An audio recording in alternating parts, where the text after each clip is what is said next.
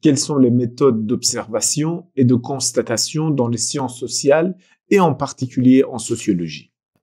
Alors, je précise quelque chose d'emblée, c'est que dans les sciences sociales, dans les sciences humaines et sociales, les méthodes sont relativement, les méthodes d'observation, les méthodes de constatation, les méthodes qui récoltent et analysent les données empiriques sont relativement identiques.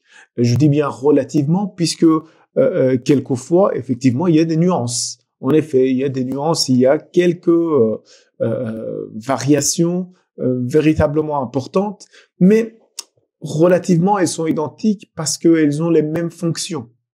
Par exemple, vous allez voir, on va parler de l'idéal type, de la typologie idéale typique, qui est un outil d'analyse en sociologie, mais qui n'est pas forcément un terme employé très utilisé en psychologie, qui a ses propres outils qui ont les mêmes fonctions, plus ou moins, bien évidemment, comme le prototype, le cas type ou encore la carte heuristique.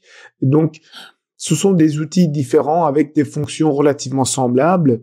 Ici, en l'occurrence, nous allons voir grosso modo les deux grands chemins qu'on pourrait emprunter dans les sciences sociales, et en particulier en sociologie, pour récolter et analyser des données empiriques.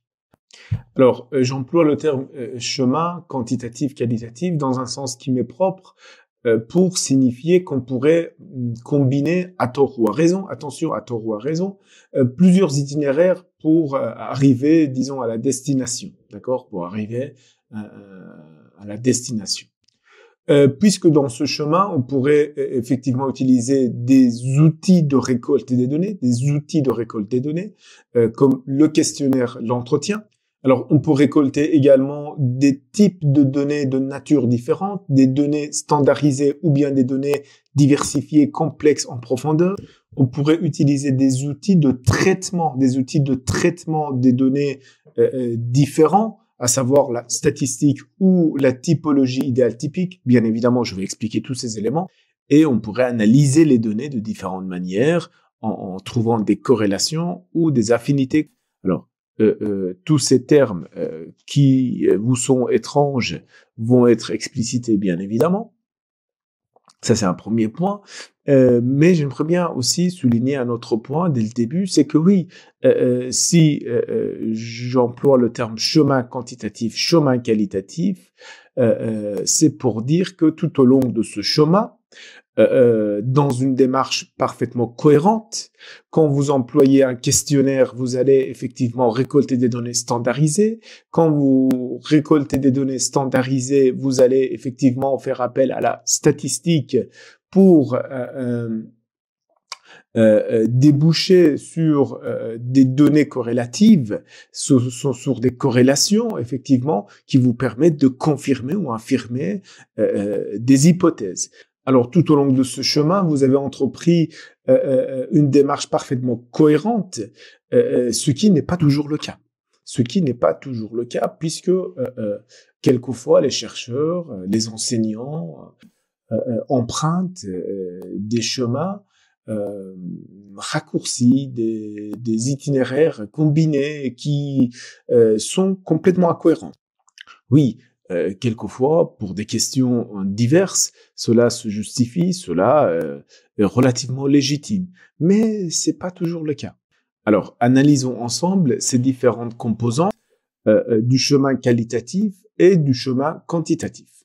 Quels sont les outils de récolte de données? Alors, je précise que ce n'est pas une leçon sur les différents outils de récolte de données.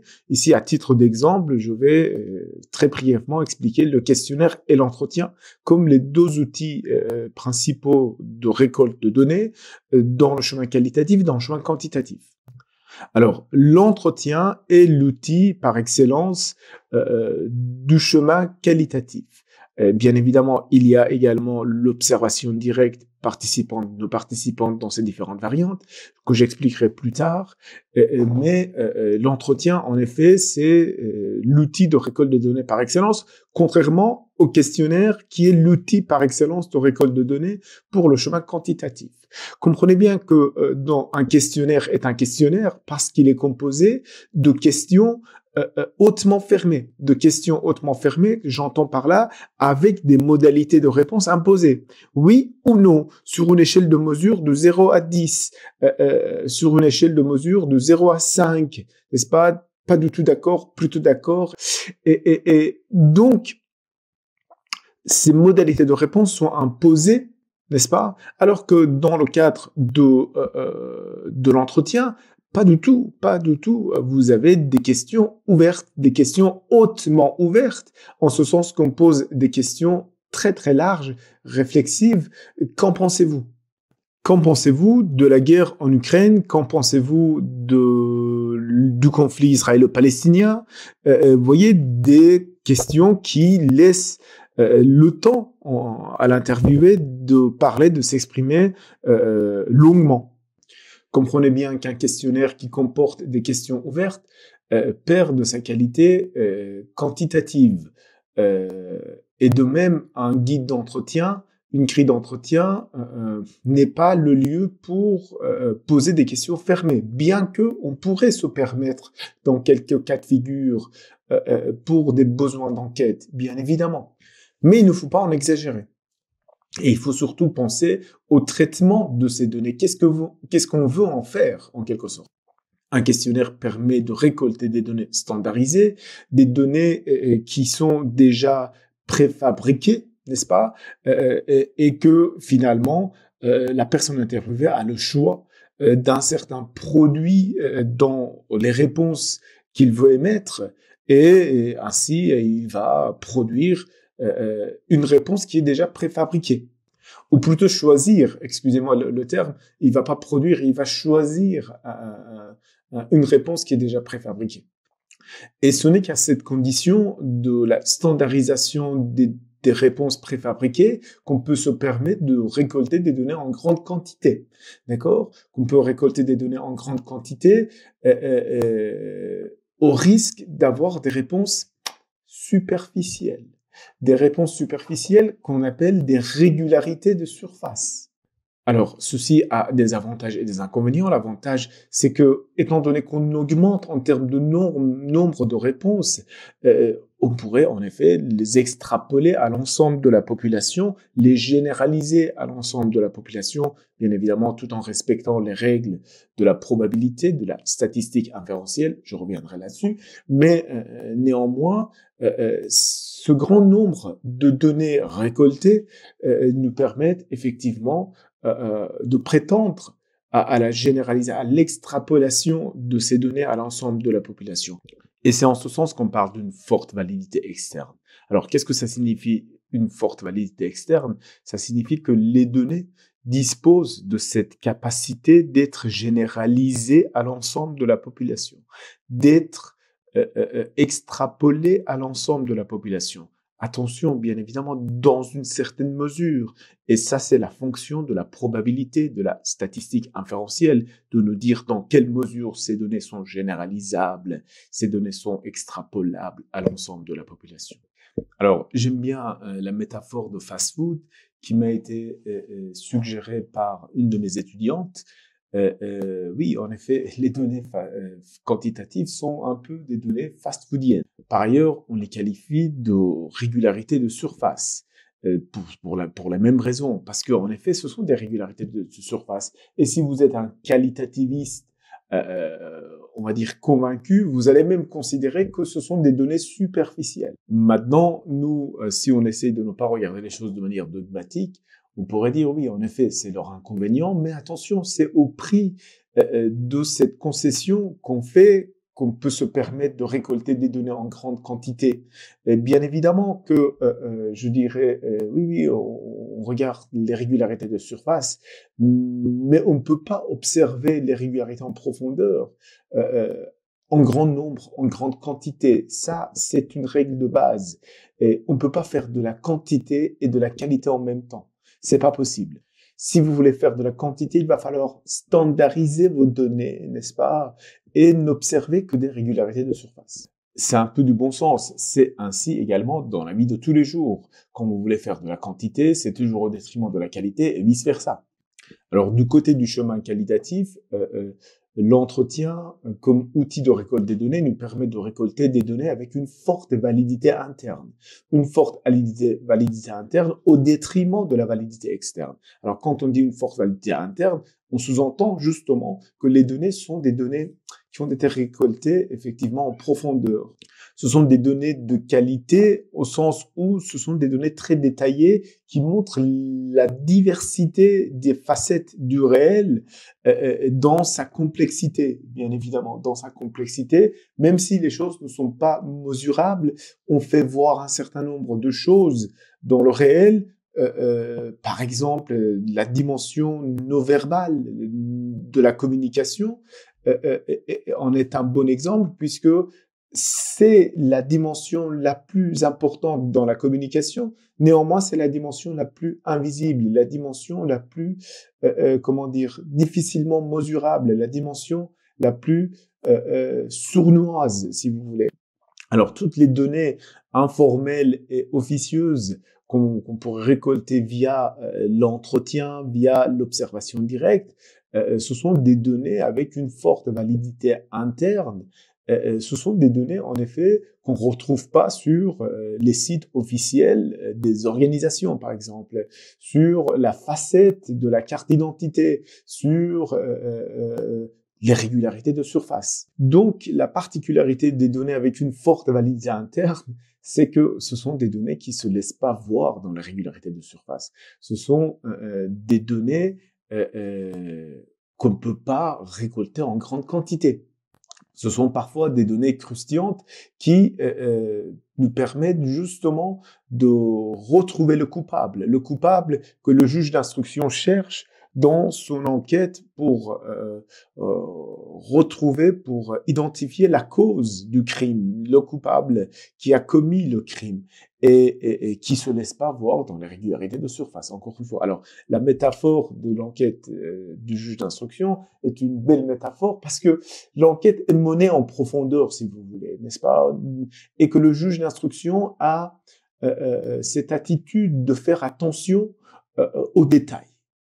Alors, comprenez bien que quand vous voulez avoir des données avec une forte validité interne, oui, dans le cas d'un entretien, vous n'allez pas poser des questions fermées, potentiellement. C'est pas, ça ne sert à rien. Enfin, c'est pas l'objectif de votre enquête. Et de même, dans un questionnaire, on ne pose pas de questions ouvertes. Alors oui, on pourrait, pour des besoins spécifiques, mais un questionnaire qui comporte trop de questions ouvertes, c'est plus un questionnaire.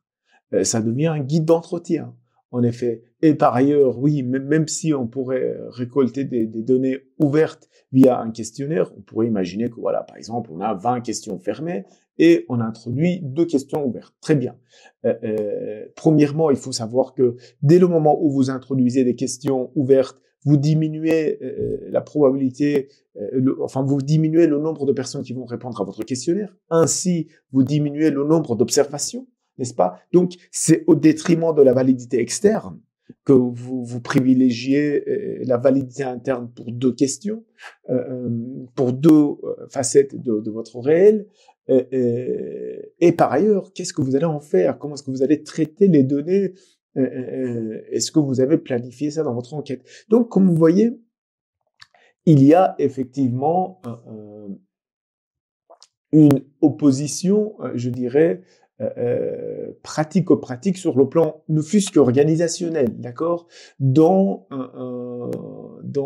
la construction de l'outil de la récolte des données avec une forte validité externe ou interne.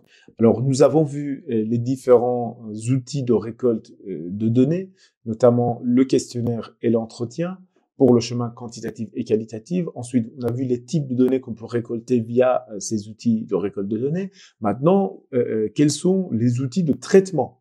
D'accord? Comment est-ce qu'on les traite, ces données qu'on a récoltées, c'est-à-dire ces données avec une forte validité interne et externe?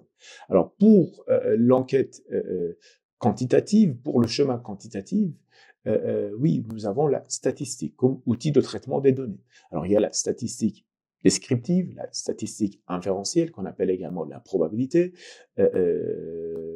Bon, ici, je ne vais pas détailler, mais c'est l'outil, bien évidemment, de traitement des données quantitatives, des données avec une forte validité externe. Et de l'autre côté, nous avons un outil que je vais un peu détailler, qui est l'idéal type, la typologie idéale typique. On va bien définir effectivement ce qu'on entend par cela. Bien évidemment, il y aura une leçon à part sur ce que c'est la typologie idéale typique weberienne, puisque c'est une leçon très importante. Néanmoins, ici, je vais expliciter brièvement ce qu'on entend par la typologie idéal typique. Alors, qu'est-ce qu'un idéal type? Un idéal type, c'est un tableau théorique. Un tableau théorique que le chercheur construit pour stabiliser la diversité des données qualitatives, la complexité des données qualitatives avec une forte validité interne. Ce tableau théorique, en réalité, sert de référence. Sert de repère, en fait, à ce qu'on puisse mesurer le réel face à ce tableau théorique. D'accord? Alors, on l'appelle idéal type. Cela ne devrait pas être traduit comme si c'est la manière la plus idéale, mais plutôt c'est la manière la plus caricaturée, la plus caricaturable. Ce sont les traits majeurs qu'on essaye de mettre en avant. On essaye de purifier un peu le réel et mettre en avant les traits les plus heuristiques, les plus caricaturaux, les plus exagérés, tout simplement pour se construire un tableau théorique symétrique, qui a une certaine cohérence, mais qui nous permet de mesurer le réel face à ce tableau théorique. Alors, je vais donner un exemple. Encore une fois, l'idéal type fait l'objet d'une leçon à part, en profondeur, puisque c'est véritablement l'outil d'analyse par excellence du chemin quantitatif, pas qualitatif, pardon, du chemin qualitatif. Alors, bien évidemment, il y a d'autres outils aussi, mais ici, l'idéal type, j'insiste là-dessus puisque c'est l'outil principal. Alors, la littérature en sociologie est remplie de typologies idéales typiques pour toute une série d'objets d'études différentes. L'idéal type du déviant, l'idéal type des usages de la télé, la typologie idéale typique de ceci, la typologie idéale typique de cela. Alors ici, je vais juste vous donner un exemple avec une de ces typologies les plus connues, qui est notamment celle de Max Weber, de l'action sociale. Alors, je ne vais pas définir véritablement ceci, parce que ça fait partie d'une notion complètement à part, bien évidemment, mais c'est juste pour vous dire que, qu'est-ce que l'idéal type? Alors, il y a l'idéal type de l'action sociale, et dans cette typologie idéale typique de l'action sociale, Max Weber nous propose, par exemple, l'action affectuelle, l'action émotionnelle qui a une dimension spontanée, n'est-ce pas? Et l'action axiologique, l'action de la rationalité axiologique, qui est l'action des convictions fortes, qui est l'action convictionnelle, et qui a une dimension dogmatique, puisque il négocie pas, si vous voulez, ses valeurs, d'accord? Alors, on peut par exemple interpréter la manière dont les gens s'habillent, la manière dont les filles mettent le voile, les femmes mettent le voile, ou ne mettent pas le voile. Vous voyez, donc la rationalité des acteurs qui les amène à porter le voile ou ne pas porter le voile. Donc, il y a des femmes qui mettent le voile parce qu'elles se sentent belles, de manière très affectuelle, de manière très spontanée, et il y a des femmes qui mettent pas le voile parce qu'elles se sentent mieux comme ça dans leur peau ainsi, elles se sentent plus belles ainsi. Alors, à l'opposé de cette rationalité affectuelle, vous avez la rationalité en valeur, la rationalité qu'on appelle également la rationalité axiologique, cette action plutôt dogmatique qui ne négocie pas ses valeurs, cette action valorielle qui a des convictions, c'est la véritable rationalité convictionnelle, si vous voulez, qui décide finalement, oui, il y a des femmes qui mettent le voile par conviction, et il y a également des femmes qui mettent pas le voile par conviction également, vous voyez. Donc, en tout cas, le fait de porter le voile ou de ne pas porter le voile peut être interprété à partir de ce tableau théorique idéal typique de l'action affectuelle et de l'action convictionnelle, l'action rationnelle en valeur, de différentes manières, d'accord? On pourrait effectivement catégoriser en disant, voilà, on pourrait étudier les manières dont les femmes portent le voile et les rationalités des acteurs qui portent le voile ou qui ne portent pas le voile et disons, les classer dans ces cases en disant les filles de la deuxième génération, de la troisième génération portent le voile dans une telle rationalité alors que la première génération portait le voile dans une telle rationalité. Que sais-je encore? Vous voyez? Et de même, les femmes qui ne portent pas le voile, elles ne portent pas le voile puisqu'elles appartiennent à telle catégorie sociale avec tel capital culturel, que sais-je encore. En tout cas,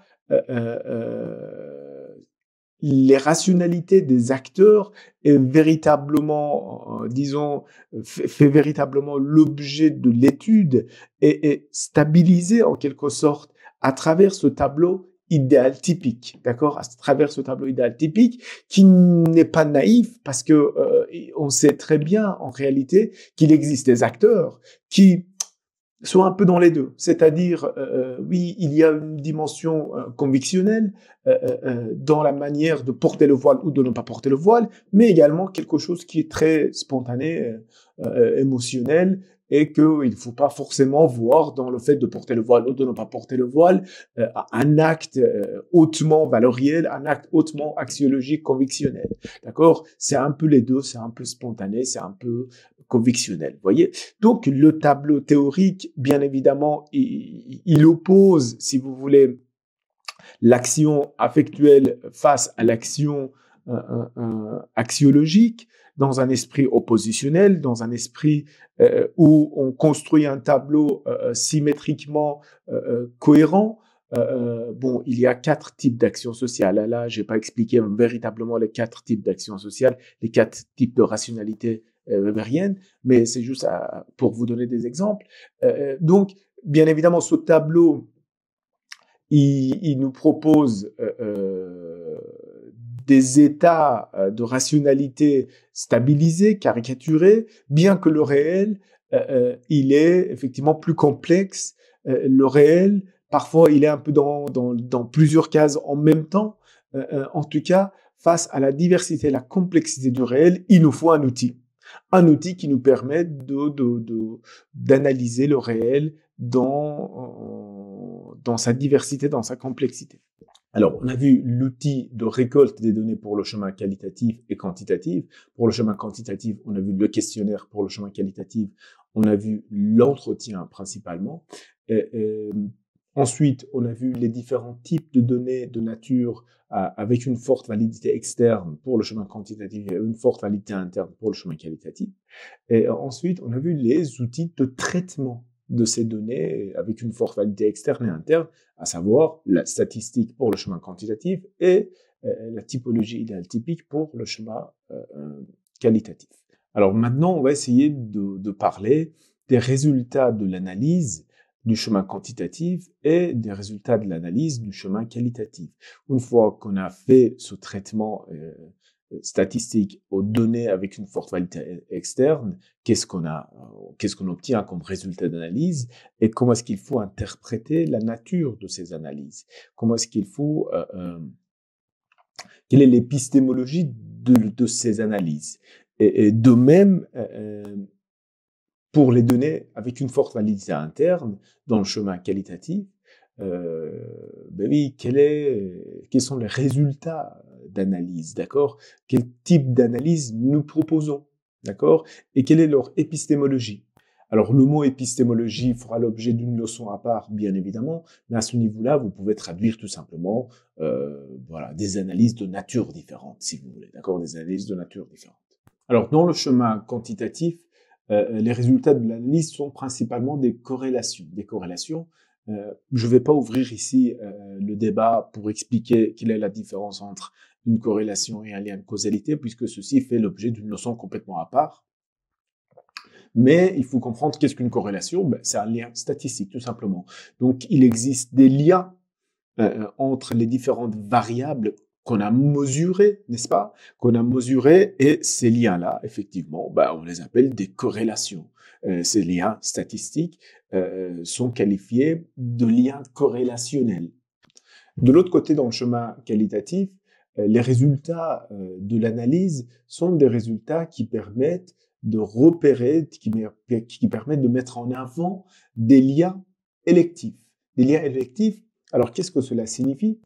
Alors les mots ont tout leur sens, puisque un lien électif est un lien qui n'est pas du tout déterminé par la force des choses, en ce sens que il y a toujours le choix des acteurs qui va induire une part d'indétermination dans les liens qui existent, dans les tendances qui peuvent exister entre les différentes variables. D'accord? Entre les différentes variables, c'est en ce sens qu'on parle d'affinité élective. D'accord? D'affinité élective, contrairement à des liens véritablement corrélationnels, à des corrélations. Comprenez bien que quand il existe un lien corrélationnel entre X et Y, cela signifie que quand X augmente, Y augmente, et quand X diminue, Y diminue. Dans une relation positive, hein, d'accord? Alors, dans une relation négative, c'est le contraire. Quand X augmente, Y diminue. Quand Y augmente, X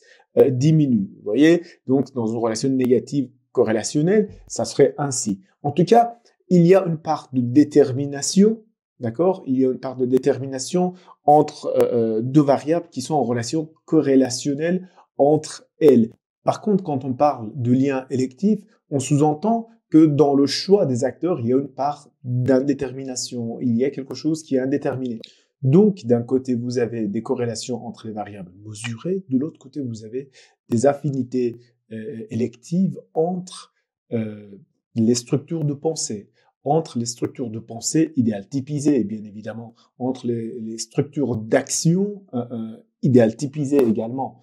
Et c'est ainsi qu'on analyse les résultats d'une enquête qualitative, d'accord, d'une enquête qualitative. Donc, vous voyez très bien que les analyses de l'enquête qualitative et de l'enquête quantitative ne sont pas du tout de la même nature. D'un côté, vous avez des analyses qui cherchent à confirmer des hypothèses, qui ont un caractère confirmatoire, un caractère positif, au sens où ils sont précis, ils sont mesurés, ils sont parfaitement objectivables, chosifiés, ils sont falsifiables. Alors, je reviendrai sur ce terme, à savoir qu'est-ce qu'une hypothèse falsifiable et infalsifiable, etc. Ça ferait l'objet d'une leçon. Mais en tout cas, on pourrait véritablement dire le contraire. On pourrait, on pourrait les mettre à l'épreuve du réel par la mise en contradiction des résultats de l'enquête avec d'autres résultats qui peuvent les contredire. Alors là, je viens de définir très rapidement, disons, ce qui est une hypothèse falsifiable, réfutable, mais je reviendrai là-dessus. De l'autre côté, dans le chemin qualitatif, les analyses n'ont pas du tout, si vous voulez, la vocation à confirmer quelque chose. Les analyses, en réalité, ont une nature hypothétique. Ce sont des analyses hypothétiques en ce sens que, oui, ce sont des analyses spéculatives. Mais en tout cas, ce sont des interprétations qui ne sont pas du tout falsifiables. Alors pourquoi spéculatif, pourquoi hypothétique? Parce que oui, tout simplement, comme on l'a dit précédemment, ce sont des affinités électives qui dépendent des choix des acteurs qui sont complètement indéterminables. Et comprenez bien que nos données dans le chemin qualitatif, ce sont des données avec une forte validité interne, ce sont des données qui ne se laissent pas mesurer, ce sont difficilement mesurables et objectivables, et ainsi difficilement vérifiables, c'est-à-dire falsifiables. D'accord? Difficilement vérifiables, c'est-à-dire falsifiables. Et ça, cela ne signifie pas du tout qu'il faut absolument minorer ou mépriser ces données. Non, pas du tout. La seule difficulté, c'est qu'on ne peut pas les extrapoler. On ne peut pas leur donner un caractère confirmatoire. Alors, en résumé, qu'est-ce qu'on a vu? Premièrement, on a vu les outils de récolte de données. D'accord? Pour le chemin qualitatif, il s'agissait de l'entretien principalement dont on a parlé. Et pour le chemin quantitatif, le questionnaire. Ensuite, on a vu les types de données. Donc, les données avec une forte validité interne pour le chemin qualitatif et les données avec une forte validité externe pour le chemin quantitatif. Ensuite, on a vu les outils de traitement de données. D'un côté, on fait des typologies idéales typiques pour avec les données qualitatives, et de l'autre côté, on fait un traitement statistique. On fait appel à la statistique pour analyser, pour traiter les données quantitatives. Attention, l'idéal type n'est pas le seul outil d'analyse des données qualitatives, bien évidemment. Ici, l'objectif n'est pas de décrire tous les outils d'analyse, mais voilà, j'explique l'idéal type comme l'outil emblématique de l'analyse des données qualitatives. Ensuite, on a vu que les résultats de l'analyse dans le chemin quantitatif, ce sont des corrélations entre les variables mesurées, alors que dans le chemin qualitatif, les résultats de l'analyse sont des affinités électives entre les structures de pensée, les structures d'action idéales typisées, bien évidemment, idéales typisées. Et on a discuté de l'épistémologie de ces analyses pour dire que les analyses corrélationnelles sont des analyses confirmatoires, n'est-ce pas? Puisqu'il y a une part de détermination, même si cette détermination est une détermination probabiliste, c'est toujours une probabilité, mais mesurée avec les outils statistiques. À 95% de chances, on pourrait retrouver les mêmes liens corrélationnels dans la population totale, par exemple. En tout cas, ces analyses ont un caractère confirmatoire, positives, puisqu'elles sont précises, et falsifiables, puisqu'on peut prouver le contraire. Et de l'autre côté, dans le chemin qualitatif, c'est le contraire. C'est-à-dire que nos analyses n'ont pas du tout un caractère confirmatoire. Ce sont des analyses hypothétiques, spéculatives. Ce sont des interprétations, bien évidemment, herméneutiques, à caractère herméneutique, et certainement infalsifiables. Alors, je vous ai parlé dès le début de cette vidéo qu'on pourrait combiner des chemins, qu'on pourrait inventer des itinéraires différents. Par exemple, on pourrait faire appel à l'entretien pour récolter des données avec une forte validité interne, d'accord? Néanmoins, on leur fait un traitement statistique dans une analyse de contenu thématique. Par exemple, on peut mener des entretiens avec une personne, on retranscrit les entretiens et via ces entretiens qu'on a menés avec cette personne, on a toute une série de données auxquelles on fait un traitement statistique. On fait ce qu'on appelle une analyse de contenu thématique en relevant, par exemple, les mots les plus employés. D'accord? On s'intéresse au nombre, si vous voulez, au nombre, et bien évidemment, on a des pourcentages en termes de résultats d'analyse, d'accord? En termes de résultats d'analyse, voilà, on fait un traitement statistique en termes de nombre à ces données qui ont été récoltées via l'entretien. Vous voyez, ici, on est dans un itinéraire combiné entre l'outil de récolte des données d'une enquête qualitative et un traitement statistique propre à l'enquête quantitative.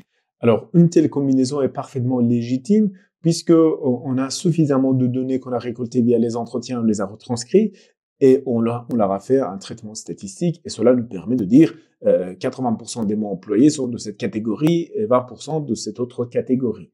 D'accord? Avec un caractère confirmatoire sur ce type d'analyse. Sauf que tout dans cette continuité, dans la continuité de nos analyses, on pourrait également faire d'autres types d'analyses à caractère hypothétique qui ne sont pas du tout basées sur les données récoltées. D'accord? Sur les données récoltées, puisqu'elles prennent un caractère spéculatif, un caractère hypothétique. Alors, dans l'analyse, si vous voulez, de ces mêmes données, il y a véritablement une espèce d'amalgame entre des analyses confirmatoires, falsifiables, objectivables, vérifiables, positives, et des analyses qui ont un caractère spéculatif. Alors, je dis ceci tout simplement, c'est pour attirer votre attention, mesdames, messieurs, votre capacité d'analyse quand vous lisez des travaux de recherche. Et ça, on en parlera plus tard, même des grands sociologues, des grands chercheurs. Vous avez effectivement toute une série de données qui sont parfaitement mesurables, qui sont parfaitement vérifiables et qui donnent cette sensation au lecteur, au récepteur de faire face à des analyses parfaitement scientifiques, confirmatoires, vérifiables, falsifiables.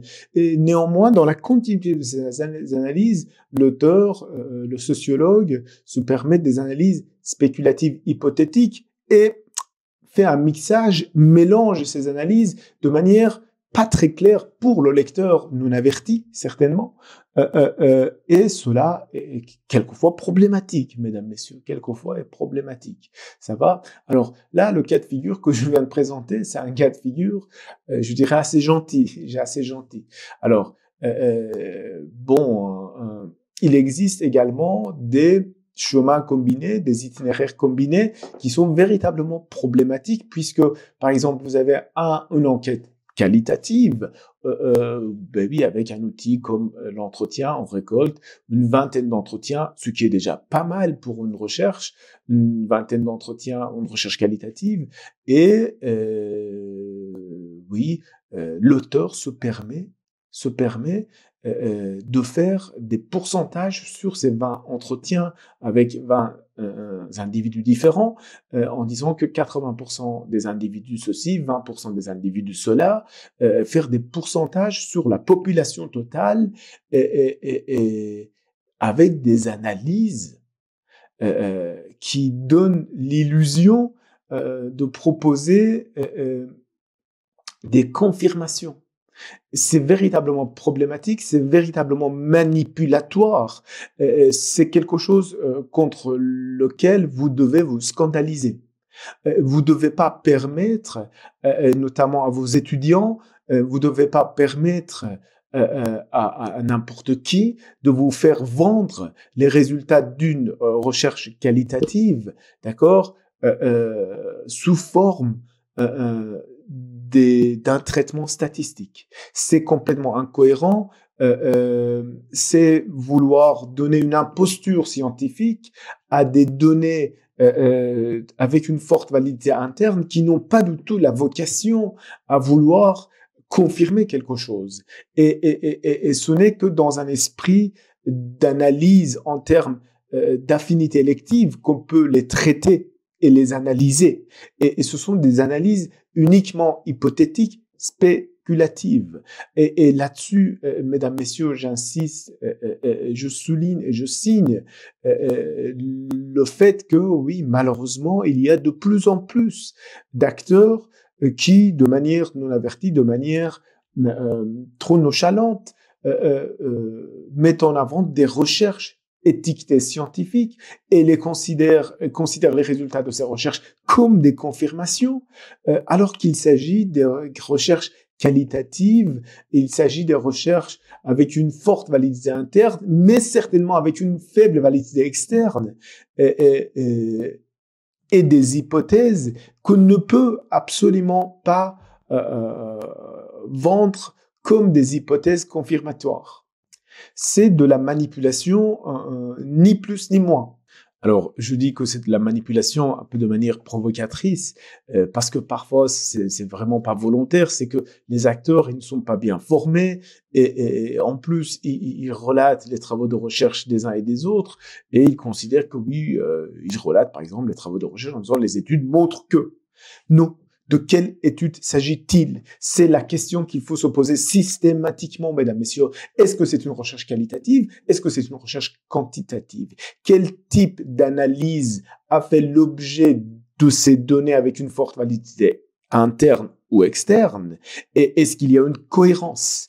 Est-ce qu'il y a une cohérence qu'on a vu notamment dans la récolte des données, dans l'outil employé, dans le traitement infligé aux données et dans les analyses qu'on en tire. Est-ce qu'il existe une cohérence?